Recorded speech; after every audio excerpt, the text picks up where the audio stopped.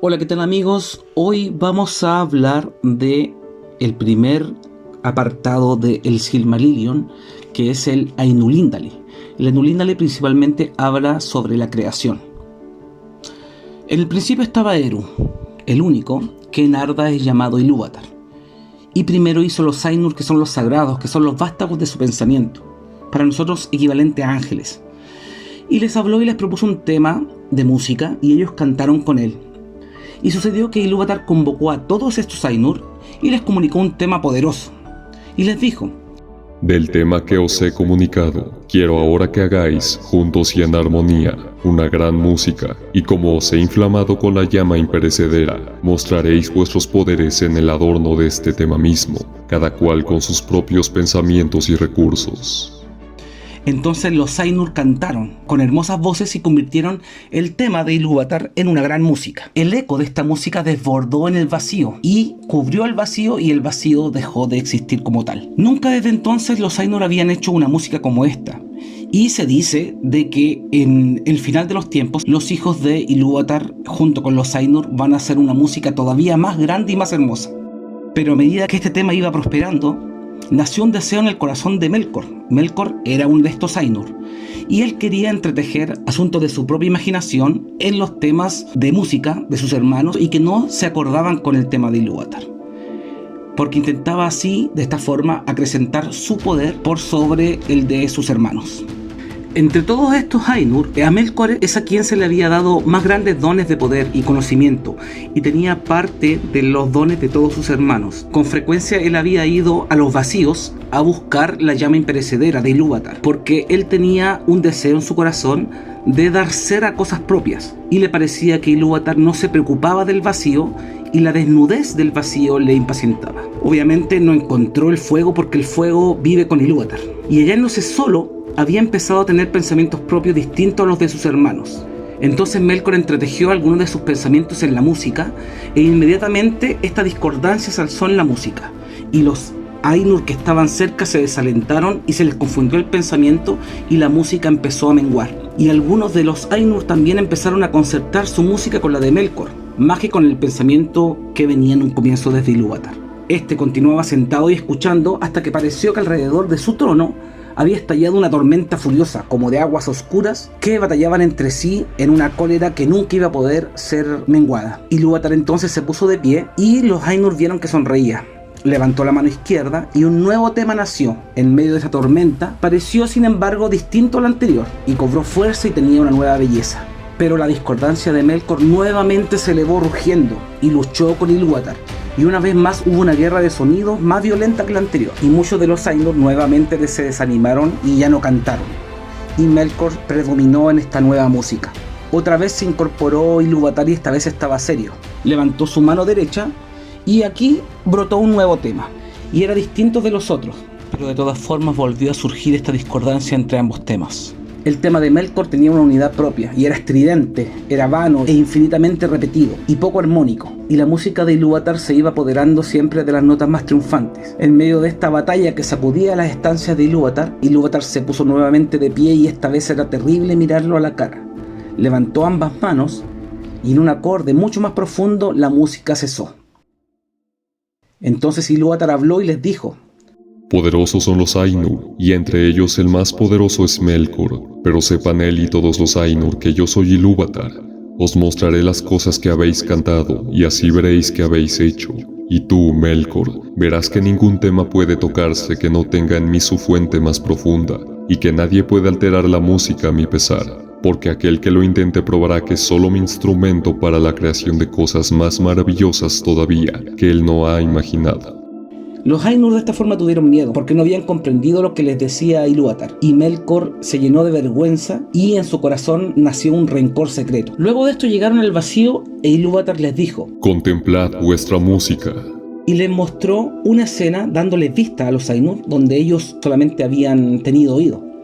Y vieron entonces un nuevo mundo que estaba hecho visible para ellos, y era un globo en el vacío, aunque no pertenecía a ese vacío. Mientras lo miraban y se admiraban, el mundo empezó a desplegar su historia, y les pareció que vivía y crecía. Y Ilúvatar les volvió a hablar, Contemplad vuestra música, este es vuestro canto y cada uno de vosotros encontrará en él, entre lo que os he propuesto, todas las cosas que en apariencia habéis inventado o añadido. Y tú, Melkor, descubrirás los pensamientos secretos de tu propia mente, y entenderás que son solo una parte del todo y tributarios de su gloria. Entonces los Ainur vieron con asombro la llegada de los hijos de Ilúvatar y las estancias que estaban preparadas para ellos. Y se dieron cuenta de que ellos mismos eran quienes habían estado trabajando en las estancias durante la música. Pero nunca vieron en este tercer tema la llegada de los hijos de Ilúvatar, porque solo el mismo Ilúvatar fue quien colocó su parte para la creación de sus hijos. Los hijos de Ilúvatar son los elfos y los hombres. Los elfos son los primeros nacidos y los hombres son los seguidores. Y cuando los Ainur vieron esa morada en la visión y luego de ver a los hijos de Ilúvatar, muchos de ellos, sobre todo los más poderosos y los más bellos, volcaron su pensamiento y su deseo sobre ese sitio. Pero de estos Melkor era el principal, así como también al comienzo había participado de la música. Y fingió ante sí mismo en el corazón que deseaba ir a ordenar todo en beneficio de los hijos de Ilúvatar. Pero lo que de verdad quería Melkor era someter tanto a los elfos como a los hombres, porque envidiaba los dones que Ilúvatar les había prometido, y él mismo deseaba tener súbditos, sirvientes y ser llamado señor y gobernar otras voluntades. Pero los Ainur contemplaron esa habitación que los elfos llaman Arda, la tierra, y los corazones se regocijaron en la luz. Pero lo que más les inquietó de sobremanera fue el ruido del mar, y observaron los vientos y el aire y la materia de la que estaba hecha Arda, el hierro, la piedra, la plata, el oro y muchas otras sustancias. Pero de todas las sustancias de que estaba hecha Arda, la que más alabaron fue el agua. Y dicen los Eldar que el eco de la música de los Ainur vive aún en el agua, más que en ninguna otra sustancia de la tierra. Aquel Ainur, al cual los elfos llaman Ulmo, volvió sus pensamientos al agua, y de todos fue a quien Ilúvatar más dio instrucciones en música. Sobre los aires y vientos, quien más había reflexionado era Manwë, noble de nobles entre los Ainur. En la materia de la tierra había pensado Aule, a quien Ilúvatar había concedido una capacidad y un conocimiento apenas menor que los de Melkor, aunque lo que deleita y enorgullece a Aule es la tarea de hacer y las cosas hechas, y no la posesión ni la propia maestría. Por tanto, da y no atesora, y está libre de cuidados, emprendiendo siempre nuevas tareas. Ilúvatar entonces habló con Ulmo y le dijo: ¿No ves cómo aquí, en este pequeño reino de los abismos del tiempo, Melkor ha declarado la guerra contra tu provincia, ha concebido un frío crudo e inmoderado, y sin embargo no ha destruido la belleza de tus fuentes, ni la de tus claros estanques? Contempla la nieve y la astuta obra de la escarcha. Melkor ha concebido calores y fuegos sin restricción, y no ha podido marchitar tu deseo ni ahogar por completo la música del mar. Contempla más bien la altura y la gloria de las nubes, y las nieblas siempre cambiantes, y escucha la caída de la lluvia sobre la tierra, y en estas nubes eres llevado cerca de Manwë, tu amigo a quien amas. Ulmo le respondió y le dijo: en verdad mi corazón no había imaginado que el agua llegara a ser tan maravillosa, ni mis pensamientos secretos habían concebido el copo de nieve, ni había nada en mi música que contuviera la caída de la lluvia. Iré en busca de Manwë, y juntos haremos melodías que serán tu eterno deleite. Y Manwë y Ulmo fueron desde el principio aliados, y en todo cumplieron con fidelidad los propósitos de Ilúvatar.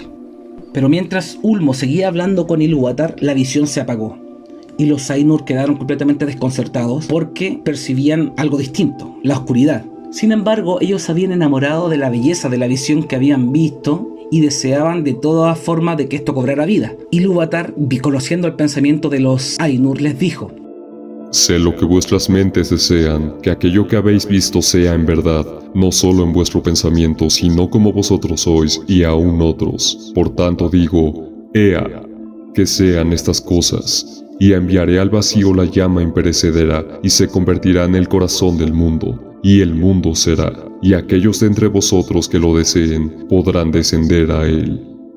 Y de pronto vieron los Ainur una luz a lo lejos como si fuera una nube, y supieron que no era solo una visión, sino que Ilúvatar había hecho algo nuevo. Ea, el mundo que es. De esta forma sucedió que algunos de los Ainur se quedaron morando con Ilúvatar más allá de los confines del mundo, pero otros, entre ellos los más grandes y hermosos, se despidieron de Ilúvatar y descendieron al mundo. Ilúvatar les puso una condición para poder ir al mundo, que desde entonces en adelante los poderes que él les había concedido se limitaran y sujetaran al mundo, hasta que el mundo quedase completado, de modo tal que ellos fuesen la vida del mundo y el mundo la vida de ellos, y por esto mismo se los llama los Valar, los poderes del mundo. Cuando los Valar entraron en Ea, se sintieron desconcertados porque les pareció de que nada de lo que habían visto en su visión estaba hecho. Todo estaba oscuro y sin forma. Y se dieron cuenta de que ellos eran quienes debían trabajar en el mundo y prepararlo para la llegada de los hijos de Ilúvatar. En todos estos trabajos, quienes se empeñaron más que los demás fueron Manwë, Aule y Ulmo.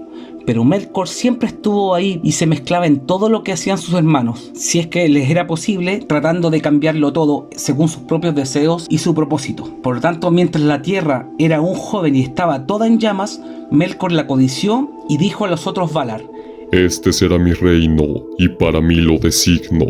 Pero Manwë, él el hermano de Melkor en la mente de Ilúvatar, y el primer instrumento en el segundo tema que Ilúvatar había levantado contra la discordancia de Melkor. Entonces Manwë le dijo a Melkor: este reino no lo tomarás para ti injustamente, pues muchos otros han trabajado en él, no menos que tú. Y hubo una lucha entre Melkor y los otros Valar.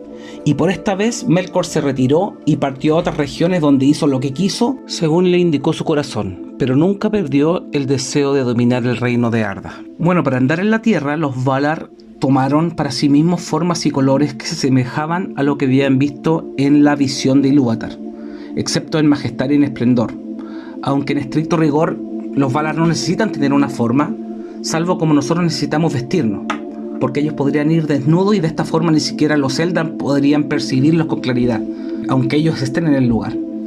Entonces los Valar convocaron a muchos compañeros, algunos menores y otros tan poderosos como ellos, y juntos trabajaron en el ordenamiento de la tierra. Entonces Melkor vio lo que se había hecho y que los Valar andaban por la tierra de forma visible y vestidos de las galas del mundo, y eran gloriosos y bienaventurados, y la tierra estaba convirtiéndose en un jardín de deleite. Entonces la envidia de Melkor fue todavía mayor, y él todavía tomó forma visible, pero a causa de su temperamento y de la malicia que ardía en él, esa forma era terrible y oscura, y descendió sobre Arda con poder y majestad, más grande que ningún otro Valar, vestido de hielo, coronado de fuego y humo, y la luz de los ojos de Melkor era como una llama que marchita con su calor y traspasa con un frío mortal. Así empezó la primera batalla de los Valar contra Melkor, por el dominio de Arda, y de esos tumultos los elfos conocen muy poco. Se dice entre los Eldar que los Valar siempre se esforzaron, a pesar de Melkor, por gobernar la tierra y prepararla para la llegada de los primeros hijos de Ilúvatar, y construyeron tierras y Melkor las destruyó, cavaron valles y Melkor los levantó, tallaron montañas y Melkor las derribó, ahondaron mares y Melkor los derramó, y nada podía conservarse en paz ni desarrollarse, pues no bien empezaban los Valar una obra, Melkor la deshacía o corrompía, y aunque la voluntad y el propósito de los Valar no se cumplía nunca,